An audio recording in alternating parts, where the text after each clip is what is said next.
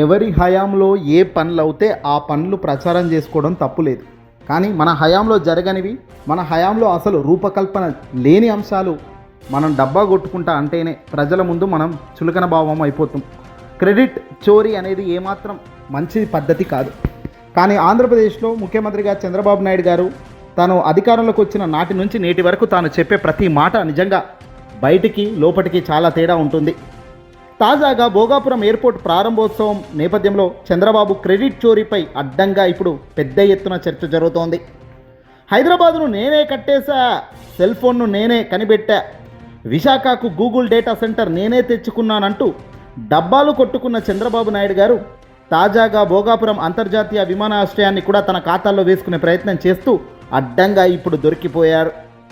2023 మే 3వ తారీఖున భోగాపురం అంతర్జాతీయ విమానాశ్రయానికి వైఎస్ఆర్సీపీ పార్టీ హయాంలో ఉన్న జగన్మోహన్ రెడ్డి గారు శంకుస్థాపన చేశారు. అన్ని అనుమతులతో పనులు ప్రారంభానికి శ్రీకారం చుట్టారు. విమానాశ్రయం నిర్మాణానికి ఉన్న అన్ని అడ్డంకులను ఆయన అధిగమించి ముందుకు వెళ్ళారు. అయితే ఈ క్రెడిట్ అంతా వైఎస్ జగన్కు ఎక్కడ దక్కుతుందోనని ఎల్లో గ్యాంగ్ పెద్ద ఎత్తున దుష్ప్రచారం మొదలుపెట్టింది. నిజంగా ఒకరి హయాంలో మంచి జరిగితే ఆ మంచి జరిగింది వాళ్ళ హయాంలోనే అని ఎందుకు చెబితే ఏమవుతుంది? ఇంత దారుణంగా ప్రతి అబద్ధాన్ని మన ఖాతాలో వేసుకున్నంత మాత్రాన మనం గొప్పవాళ్ళం అవుతామా? ఇక్కడే నిజాలు కళ్ళ ముందు కనబడుతున్నా తెలియనట్టు అబద్ధాలు ఆడడంలో వాళ్ళు దిట్ట. కళ్ళ ముందు కనబడుతున్న నిజాలు దాచి ఎల్లో ముఠ అబద్ధాలను ప్రచారం చేస్తోంది. ప్రజలు నమ్మేస్తారులే అన్న భ్రమలో ఇదే భ్రమలో విషం కక్కుతున్నారు. సంక్షేమం అభివృద్ధిని పక్కన పెట్టి వైఎస్ జగన్కు వ్యతిరేకంగా తప్పుడు ప్రచారం చేయడమే పనిగా చంద్రబాబు సర్కార్ పెట్టుకుంటూ ముందుకెళ్తుంది. జగన్ ప్రభుత్వ అధికారంలోకి వచ్చిన తర్వాత భోగాపురం విమానాశ్రయానికి సంబంధించిన భూసేకరణను సంబంధించి ఆయన పూర్తి ఫోకస్ పెట్టారు. కోర్టు వివాదాలు కేసుల్ని పరిష్కరించడంతో పాటు భూసేకరణను 2750.78 ఎకరాలకు కుదిరించి భూ నిర్వాసితులకు R&R కాలనీలు నిర్మించి పునరావాసం కల్పించారు. అనంతరం భోగారం విమానాశ్రయం పనులకు సంబంధించి GMR సంస్థతో కనెక్షన్ అగ్రిమెంట్ చేసుకున్నారు. ఎయిర్పోర్ట్కు అవసరమైన NOCలు సహా మిగిలిన అన్ని అనుమతులను అక్కడ పొందారు. ఇది భోగారం ఎయిర్పోర్ట్ రియల్ స్టోరీ. 2014-2019 మధ్య తెలుగుదేశం పార్టీ ప్రభుత్వం భోగాపురం ఎయిర్పోర్ట్కు ఏ అనుమతులు లేకుండా శంకుస్థాపన చేసి వదిలేసింది. ఆ తర్వాత వచ్చిన వైఎస్ఆర్సీపీ ప్రభుత్వం అప్పటి జగన్మోహన్ రెడ్డి గారు ముఖ్యమంత్రి హోదాలో విమానాశ్రయ నిర్మాణానికి అవసరమైన అన్ని అనుమతుల కోసం ఢిల్లీ స్థాయిలో ప్రయత్నాలు చేసి ముమ్మరం చేయడంతో పాటు మరోవైపు క్షేత్రస్థాయిలో రైతుల సమస్యలను కూడా ఆయన సాల్వ్ చేసి అందరినీ హ్యాపీ చేస్తూ ముందుకు తీసుకెళ్లారు.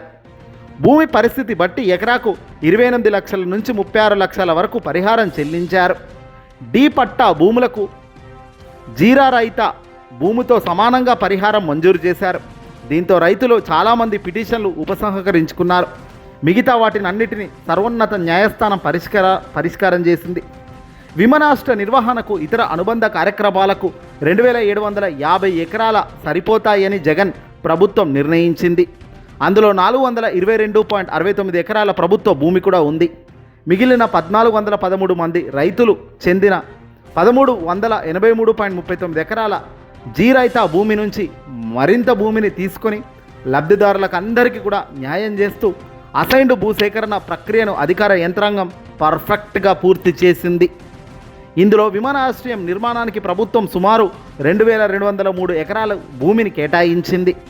తెలుగుదేశం పార్టీ ప్రభుత్వం అక్కడికక్కడ వదిలేసిన దాదాపు 117 ఎకరాల భూసేకరణ ప్రక్రియను వైసీపీ ప్రభుత్వం పూర్తి చేస్తూ 900 కోట్లతో 2751 ఎకరాల భూ సమీకరణ పక్కాగా పూర్తి చేసి సక్సెస్ఫుల్గా ముందుకెళ్ళింది.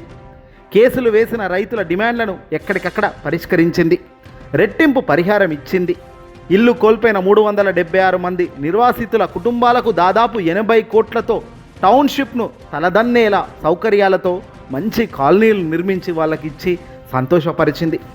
ఇన్ని చేసి చివరికి ఈరోజు భోగాపురం ఎయిర్పోర్ట్ చూస్తుంటే ఆ క్రెడిట్ మొత్తం చంద్రబాబు తన ఖాతాలో వేసుకునే ప్రయత్నం చేస్తూ ఎల్లో మీడియాను అడ్డు పెట్టుకొని దుష్ప్రచారం చేయడం న్యాయమేనా? బహుశా ఒకరు ముఖ్యమంత్రిగా ఉన్నప్పుడు బహుశా ఆ ముఖ్యమంత్రి చేసిన మంచి పని చెప్పాల్సిన పని లేకపోతే సైలెంట్గా ఉండు, తప్పులేదు. కానీ ప్రచారం చేయడం ఎందుకు పనిగట్టుకొని? పైగా ప్రచారం చేయడం అటుంచి ఎల్లో మీడియా దుష్ప్రచారం చేయడం మరీ దారుణం కాదా? ఒక మంచి పని నువ్వు చేయకపోగా, నీకు అవకాశం దేవుడు ఇవ్వకపోగా పక్కవాడి అవకాశం పక్కవాడికి ఇచ్చి ఆ పక్కవాడి చేత మంచి జరిగి ప్రజలు మంచి పొందుతున్నప్పుడు అది ఓర్వలేక అది జీర్ణించుకోలేక దాన్ని కూడా మన ఖాతాలో వేసుకోవాలన్న దుర్మార్గపు ఆలోచన మంచిదా? ఆలోచన చేయాలి ప్రజలారా. ఈ వీడియోని అసలు లైక్ కొట్టి షేర్ చేయండి.